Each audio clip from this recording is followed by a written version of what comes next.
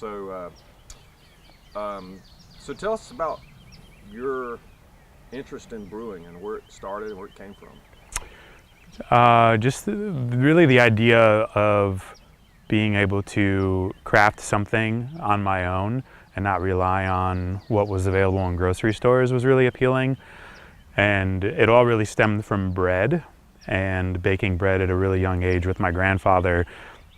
And then realizing the crazy similarities between the two, obviously one being solid and one being liquid.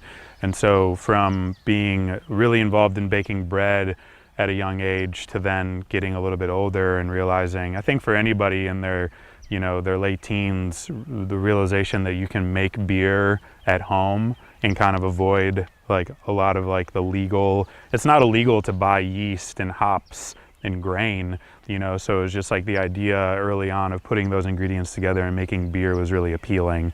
That being said, I really didn't start brewing until I was 21, but when I started brewing, I got a homebrew kit from my mom's friend who she was working with, who was homebrewing but then stopped. So he just gave me all of his equipment, and I started homebrewing in her kitchen back in Cleveland, Ohio. The first batch of beer I made was absolutely terrible. The homebrew shop forgot to give me the yeast, and I didn't really know anything about brewing at the time. I had one little book that was like 15 pages, and I'd made the batch of beer, and then afterwards realized they didn't give me any yeast. So going back to baking bread, I was like, oh, I have Red Star bread yeast in my cabinet. So I just whipped up a slurry of that and pitched that into the wort and fermented my very first beer with Red Star bread yeast. It was a weird amber ale. It was terrible. Hold on just a second, let me switch this because Son?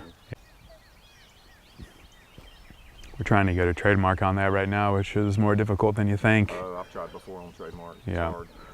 Yeah, it sucks. You get denied first and then you have to appeal it. Yeah, we spend a lot of money on that shit. Yeah. It's terrible. Are you using an attorney in Washington? We use an attorney out of Texas, actually. Okay. Yeah, he just primarily works with breweries, so he's like okay. super familiar with. He's a super beer geek, and so we send him beer. He gives us a good deal on what he's doing. So yeah, it's pretty cool. Yeah.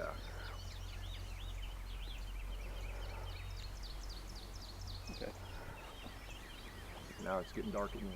It keeps changing on it. It's all right. Part of it.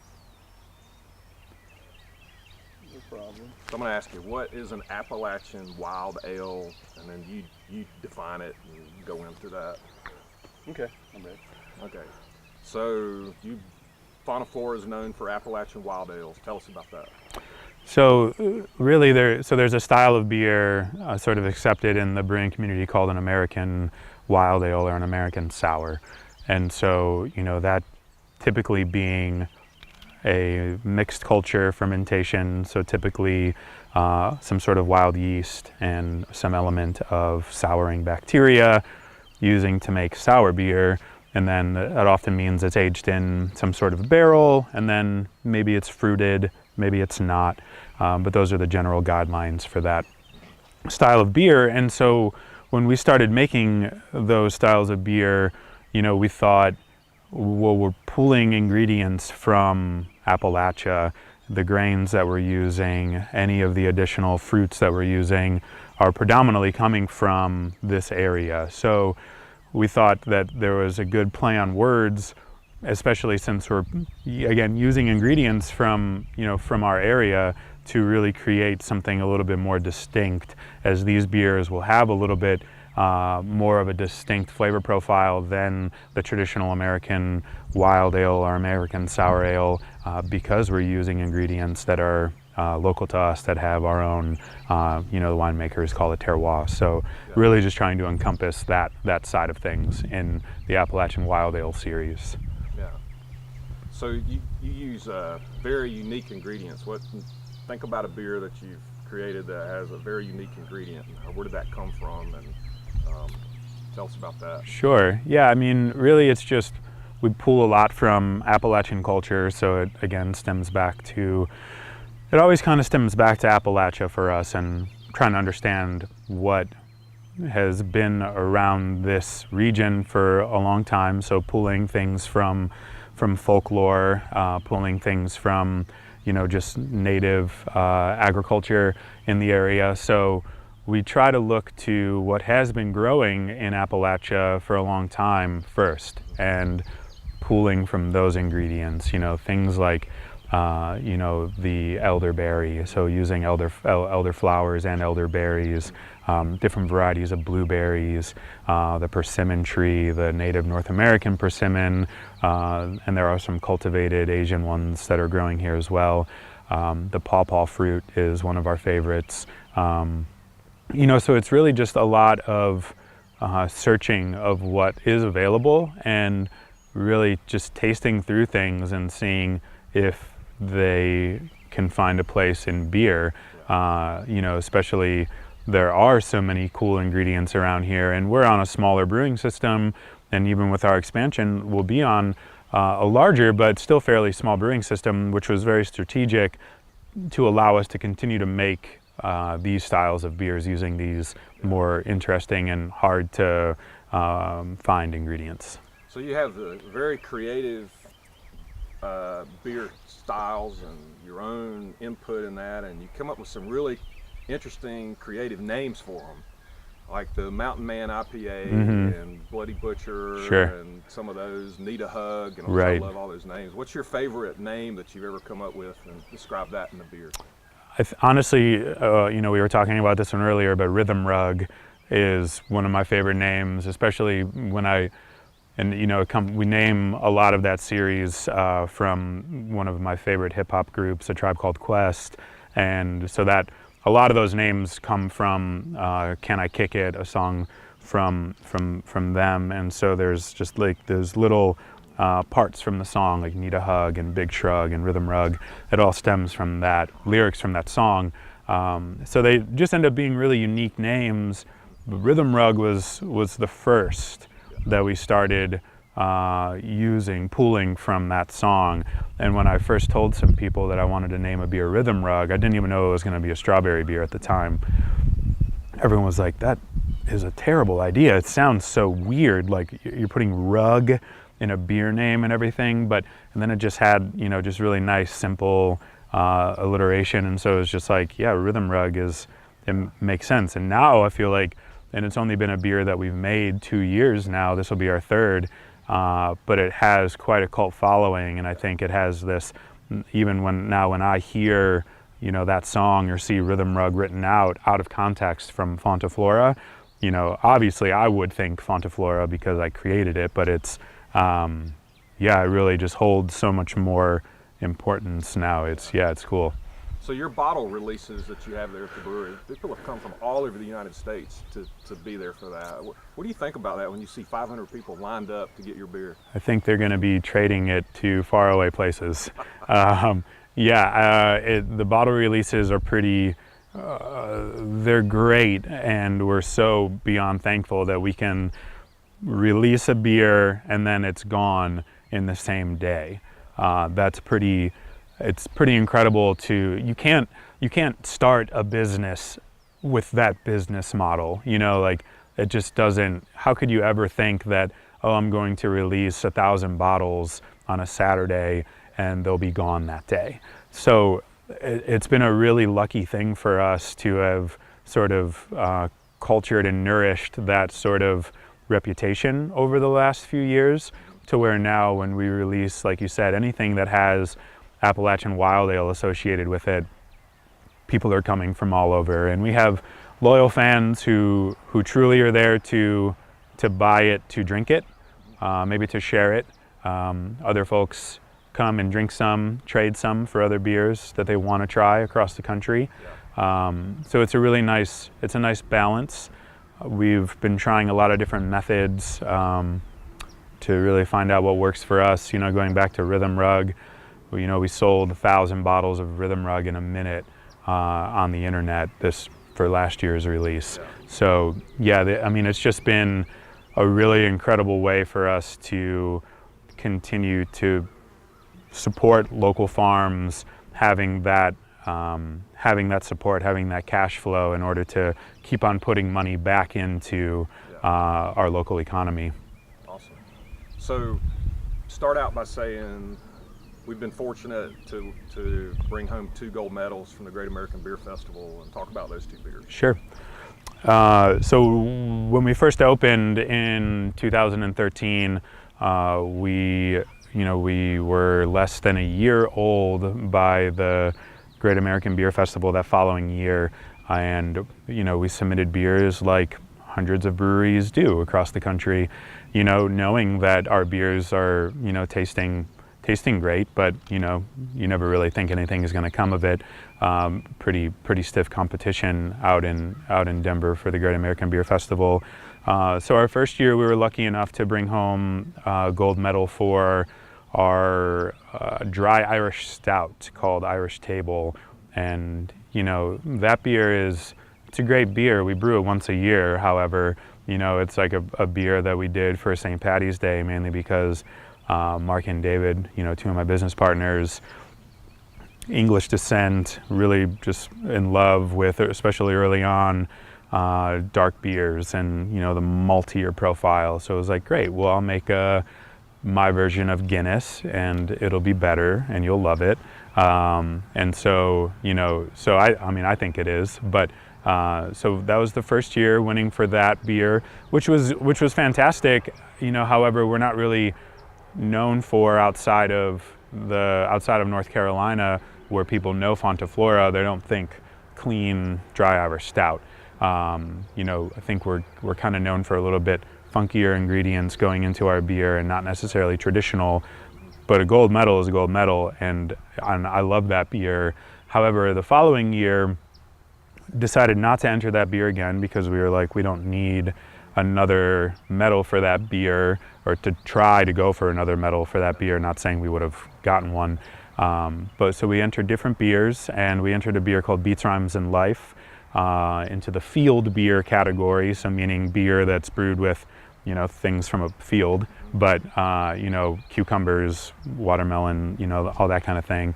And so it's a saison brewed with local grain and fermented on local bull's blood beets. And so that beer is just bright pink. If you don't like beets, you're gonna hate that beer. It really has an earthy, very beet forward flavor profile to it. And we were lucky enough to bring home a gold medal for that beer as well. So yeah, it's been very humbling to win, especially like that, back-to-back 2 gold medals at the Great American Beer Festival. Awesome. Did you talk about this here? That's what I'm getting into. Oh, yeah. So we're on site today at the, what are you guys gonna call this? The Whippoorwill? Yeah, I think we'll try to continue to call it, Whippoorwill. Yeah, we want to keep up with the old, really breathing in new life to this historic farm, but also really utilizing what was here before us. And so continuing to, certainly call it Whippoorwill is, I don't know how we'll go about doing that yet. I'm not sure if they'll be on signage or something, but yeah. So just kind of in your own words, just talk about, you're growing from your original 3.5 barrel system to 15 barrel system. What does that mean? Sure. What can people expect for the future out here? Yeah. So Fonta Flora Brewery has existed in downtown Morganton for 3.5 years, and we've operated on a very small 3.5 barrel system, which is pretty incredible to think of all the beers, especially in bottles, that we've turned out over the last few years because of our very restricted space limitations we're on hardwood floor. We have all of our equipment and pieces of the puzzle strewn about everywhere that we always try to bring together to make things happen. So then we were lucky enough to partner with the Foothills Land Conservancy to purchase this historic dairy farm, known as Whippoorwill when it was a dairy farm. And we were able to, through the purchase, obtain 8 1/4 acres, and the Conservancy they acquired around 45, which they donated immediately to Lake James State Park.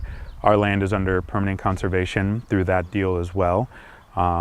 So through that, we are, sort of realizing our farmhouse philosophy.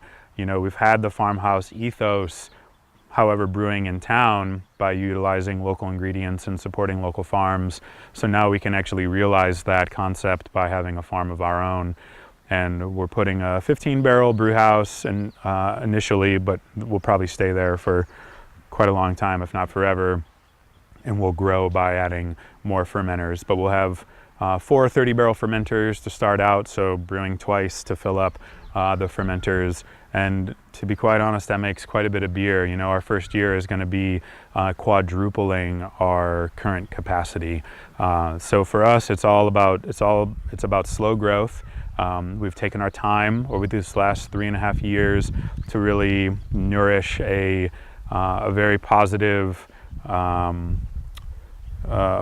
image in the craft brewing industry, and so we've done that slowly and making the right decisions and getting our beer in the right places. So we don't want to just try to grow from a 3.5 barrel to a 60 barrel system and just flood the market with beer. We want to keep being intentional about the beer that we're making, using the ingredients that are important to us, to the ingredients that got us to the place that we are today in the craft brewing community, and just continue to do that on a little bit of a larger scale so we can send a little bit more beer out to places. And that's what we'll be doing on the farm, on this property here, with the long-term vision of, really building a landscape that is ornamental, but also very, agricultural in the sense of really being able to plant annual crops and have perennial fruit trees and hops, and maybe long-term renting land adjacent to us and being able to grow grain, and finding farmers who can come with a combine and really help us with the harvest, and then find someone to malt the grain for us. Really just trying to bring everything full circle is kind of what there's so much going on in the beer industry these days. There's so much dilution. There's so much people making beer just to make beer, and making beer possibly to get acquired or to make money. And of course we want to make money, but we're just trying to make beer the way that we believe beer should be made. And that's, slowly, that's, with the ingredients that are growing around us. Yeah. So, are you going to be in the next couple of weeks brewing any beer that has, local ingredients or anything that we can come and shoot? Yeah. With? Yeah. Are you done with the strawberries? Is that finished? Probably. Okay. Yeah. Okay. Yes. If you can just let me know, I don't want to bother you. I'll just shoot B-roll, so you won't have to you don't want to talk or anything. Sure, sure. And I live over on North Terrace, so I live a half mile from you. So Oh, I can shoot over awesome. anytime. Great. Okay. Yeah. Yeah, cool. Well, yeah, I'll just let you know then. I mean, we'll be doing, Give you my card. okay. So, We'll be trying to do the Carrot IPA again sometime soon. Yeah. Certainly the Beat Saison will be coming back. So yeah. Okay. Um, I was thinking about all the B-roll when he was talking, and I think we'll get some really good stuff in the brew house and the tasting room. and that's all right there at Fonta, Flora, right? that's right. Yeah. Yeah, Okay. that's right. Yeah.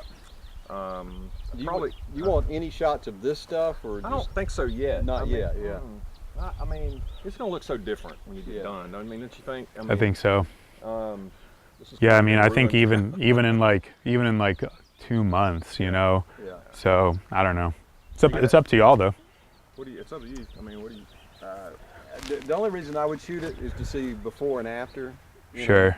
If you want a shot of it before you actually get going much on it, I could actually get my drone out and fly it over, and you could get Yeah. a nice I shot. just. But it's up. I mean, I it's don't not have a something- vision of that using that. Yeah, That's my I don't only- either really. But Yeah. Let me think about that. We could come back or something. But yeah, we could come back when it's a little drier and not as muddy. Yeah. Are you guys gonna have any